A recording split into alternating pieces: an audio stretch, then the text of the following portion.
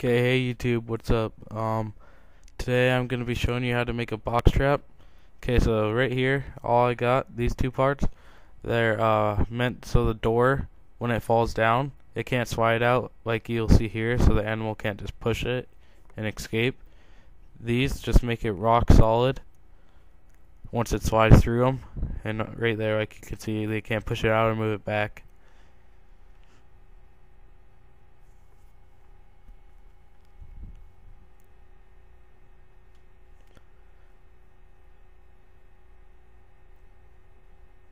So right there, I just hammered in 2 nails in the back so it wouldn't split on the ends, and then I screwed a nail in right in the middle. Okay, so right here, I'm just simply just screwing them in, I believe. Um, yep, okay, so one thing that I did do, I made the top 3 inches shorter, so the door, I could actually set a little block of wood on the front and cut a hole into that so my dogs can't get in, and only squirrels.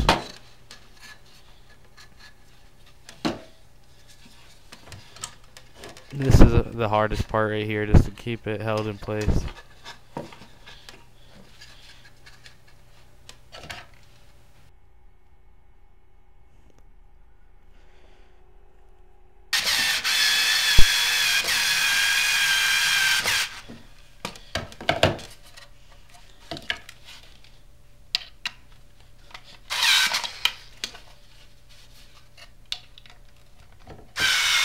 I will have slow motion in this video towards the end and showing it in action.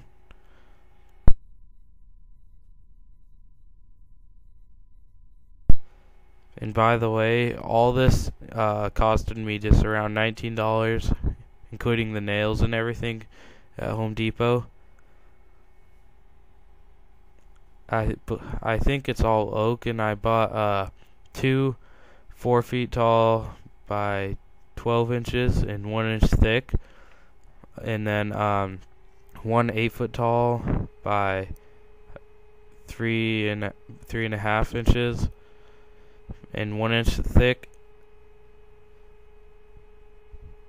For the support beams, that's the 8 foot one. Okay, so here's the box with everything nailed on. I'm going to be putting chicken wire all on the sides, and then you can actually also camouflage with the chicken wire, but the chicken wire I'm going to be using in this is pretty bad, so I'm going to have to double wrap it, and it ends up looking pretty ugly. But if you have shorter chicken wire, it would look a lot better. Well, I mean, not shorter, but has smaller holes. So what I did there, if it has too much friction, if you have a hand grinder, use a grinder right on the sides, and it just so it has less friction. I did that so it could fall more smoothly, and you could also spray like some canola oil or something once you actually set it up. That could also attract animals, the smell of canola oil.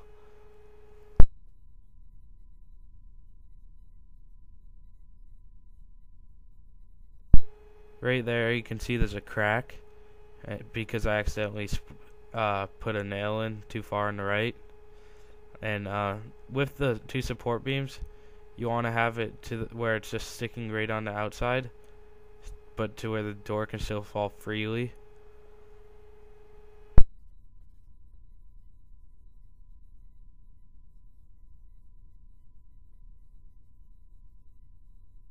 Okay, here's a side view of it. It's not that good looking, but I mean it does the job. So like right here, like I said, there's the wire I'm using, so I will have to double wrap it. And so what you're gonna want to do, you're gonna want to take one side, bend it there, and then take the other side and bend it. Just make everything fit properly. Try to keep everything as tight as possible on it.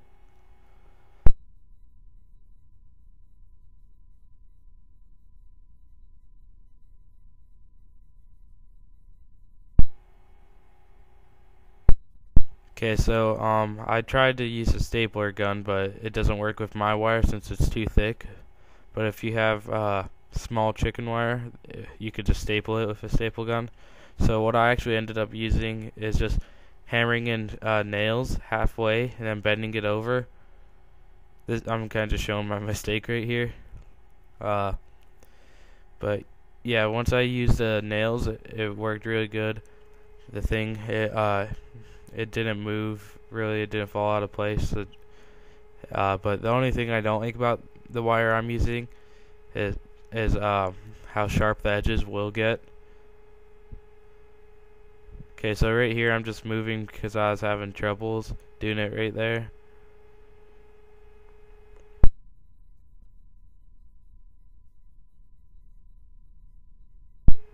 Like right there, like I said, you can see that it's sticking out. They don't look that sharp, but they're actually really sharp. I cut myself a few times today while making this.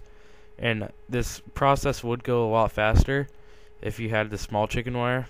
But since I had to hammer everything in, it took me a lot longer than it usually would.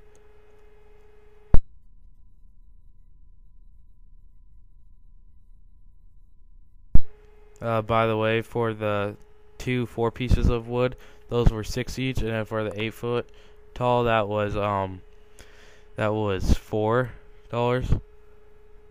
Okay, so right here, this is the trap door on it, and I'm just kind of smoothing out some holes. I have 2 on the side that I'm gonna be finishing the other. The one I'm pointing to right now, that's gonna be leading to the trigger mechanism. And the one I'm pointing to right now, those are going to be for having a handle so I could lift it up a lot easier. Okay, so right now I'm just going to sit here and screw it out.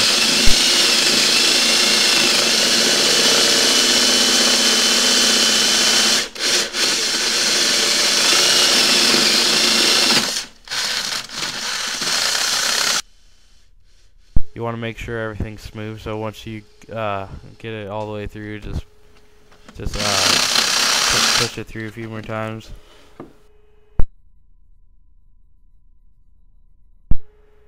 You want to use a bench grinder while cutting this wood, and just kind of smooth out all the edges, take all the chipping off. That's what I did anyways, if you want to look at least somewhat nicer.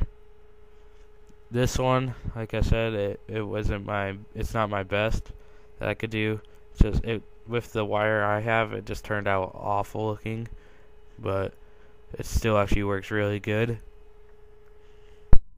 Okay, so right there, just you saw, I had a piece of wood, well, a stick from a branch, and that'll be the main part of the trigger mechanism. And right now, I'm just drilling out part to the trigger mechanism again.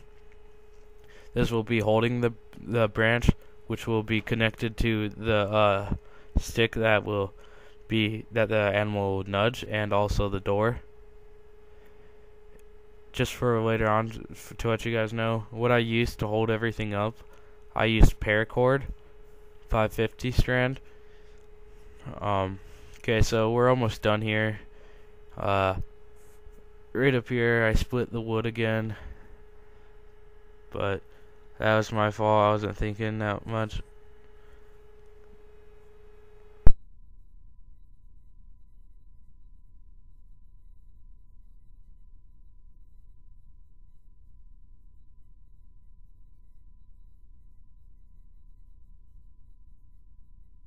Okay, so right now I'm just cutting off some of the wire just to where I can have the main part of the trigger mechanism just to sit right on top of the wood instead of on the wire.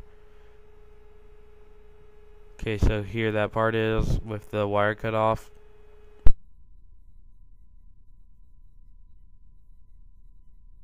And this is where I split it, but I just nailed everything back in place and it still turned out good.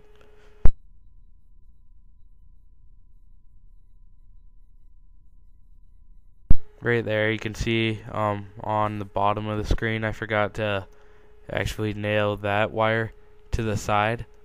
So, and I didn't remember through the whole video, but I have it done now. There's nowhere that a squirrel could get out. if I haven't said, the dimensions on mine, the top, it's roughly 12 inches and the bottom's 15. Okay, so right there you can see how the main trigger part works, and here it is all done. I just have all the door tied in place, and I put a notch in that stick, that the left stick that I'm setting up right now. That's what holds it in place. I just use a knife. Okay, so sometimes they can be a little bit tricky to set up, but once you do, they're really sturdy. Okay, so here it is set up. Now I'm going to demonstrate how it works.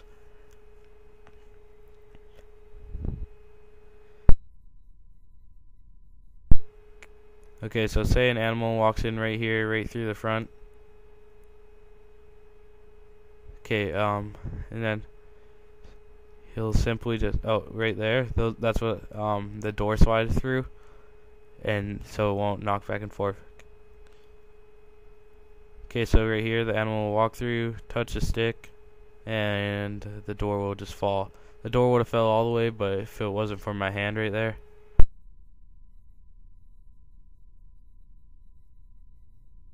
Here's from another angle. It only takes me about probably 10 seconds to get it set up every time once you get used to it, but sometimes it will be a bit harder.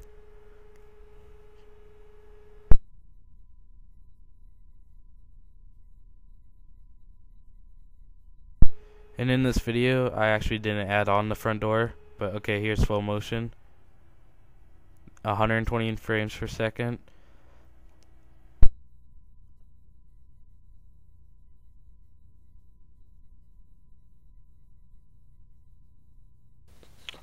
Okay, so here's from this angle.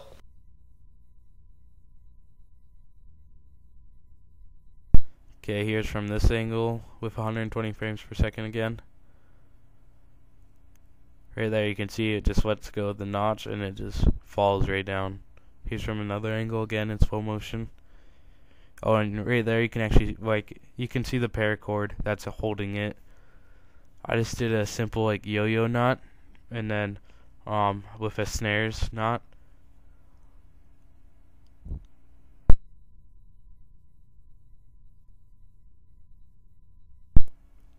And you want the stuff to fall forward if you can. Okay, so this is what I'll be using for baiting the squirrels. It's dried corn. And I'll put on some peanut butter around the side. It's a yellow and white hybrid peaches and cream. The peanut butter will have a lot more smell and attract everything in.